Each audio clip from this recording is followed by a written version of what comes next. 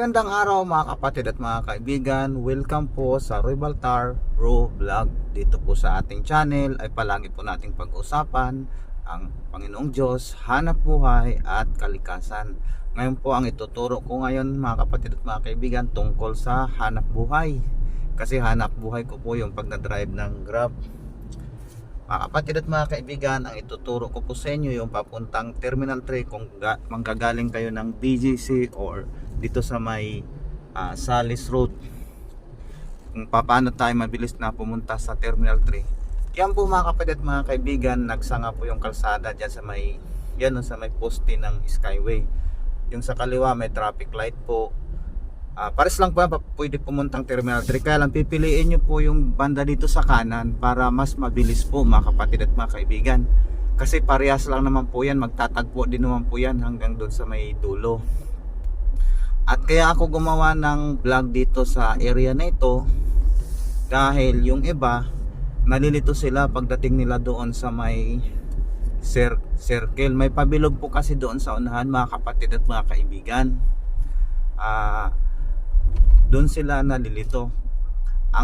Kaya ako gumawa ng vlog dahil minsan po kasi mga kapatid at mga kaibigan, pagdating doon sa may circle, doon sa may pabilog, may mga traffic enforcer po doon na nanguhuli. Kailangan po kasi kung papunta tayo ng Terminal 3, dapat pipwesto kaagad tayo sa may bandang kaliwa. Ang palatandaan nyo po mga kapatid at mga kaibigan na kailangan mo nang pumwesto sa kaliwa, maliban po dito, okay lang po dito kahit na hindi ka pa po kayo masyadong pipwesto sa kaliwa. At yun, yung kabilang side naman ay papunta naman pong Skyway yan. Saka meron naman pong bakod. Yan po mga kapatid at mga kaibigan, merong nakaharang. Hindi ka na talaga makaakyat ng Skyway. Kaya kailangan pwede na kung dito ka lang dumaan dito sa may area na to, dito sa padiretso na to, bandang kanan.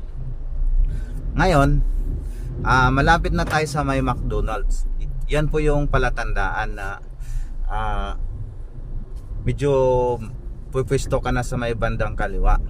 May makita tayong McDonald's, tapos may total gas station, tapos may traffic light.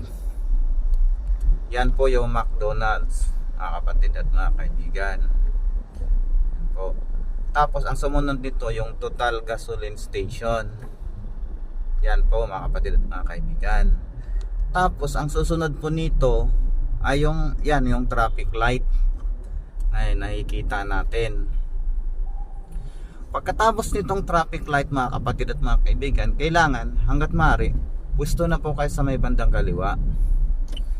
Kahit medyo malayo pa, medyo pwesto ka na sa kaliwa dahil baka mahirapan kapag dating doon sa dulo.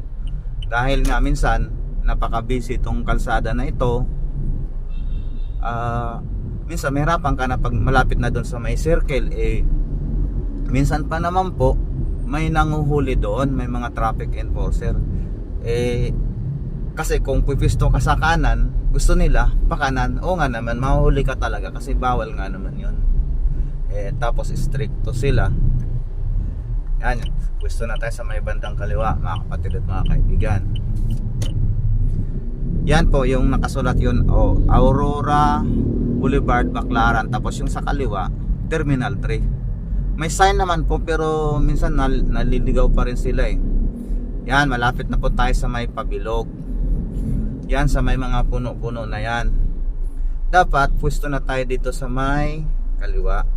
Kasi yung pakanan mga kapatid at mga kaibigan, yan po yung papuntang Terminal 4 na yan. Sensya na po, may poste kasi dito sa lagaan ng cellphone ko. Yan po, ito na po yung pabilog mga kapatid at mga kaibigan na sinasabi ko. Yung doon sa may bus na yan na nakikita nyo po mga kapatid at mga kaibigan. Pagkatapos, pag nalagpas na po kayo dito sa may bilog, sa may paikot, pwesto naman po kayo sa may bandang kanan. Kasi yun na yung papuntang Terminal 3. Tapos yan, nakikita mo yung dalawang nakaparking na yan mga kapatid at mga kaibigan. Kung manunundo kayo, tapos magantay kayo dyan, bawal na bawal po yan dyan mga kapatid at mga kaibigan. Biglang paparada yung patrol car, mahuli kaya kaganya mayroon na pong patrol car kayo nakikita. posible kayong hulihin yan. Kasi bawal na bawal yan. Iba kasi, minsan po kasi madami dyan. At pagkatapos dito na po, yan po yung mga karatula. VIP parking, T3 departures, at tapos yung T3 arrivals. Pipiliin nyo po yung arrivals kung manunundo kayo. Pero kung maghatid kayo, yan po departure, yun po yung parampa doon sa may pataas na yon. Yan yung papuntang departure. Pagkatapos kung manunundo ka dito, kung tatanungin mo kung nasaan sila, kasi minsan di rin po nila alam yung mga susunduin natin, yung mga pasayeros natin, kung nasaan sila, kung departure ba sila or sa arrival.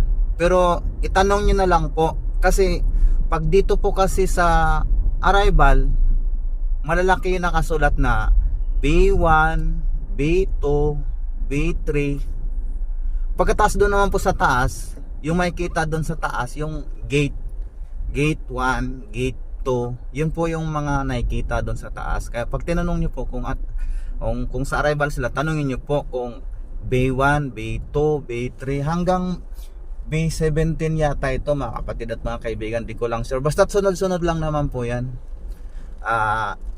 Ngayon nandito na po tayo mismo sa may arrival. Yan po, nakikita nyo po B2. Matatapos na po ang ating video. Paki-subscribe lang po, paki-like, share. Pindutin nyo na rin po ang notification bell para sa sunod po natin may video. Yung subscribe po para sa sunod po na maggawa ko ng bagong video, makapanood ulit kayo. Kung nakatulong po sa inyo, yun na nga, paki-subscribe, paki-like, paki-share, at pindutin nyo na po ang notification bell. Pagkatapos pindutin nyo po yung all.